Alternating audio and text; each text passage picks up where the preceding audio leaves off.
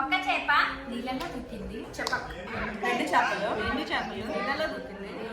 చెప్పక్ చెప్పక్. మూడు చేపలు మూడు చేపలు నీళ్ళలో దూకింది.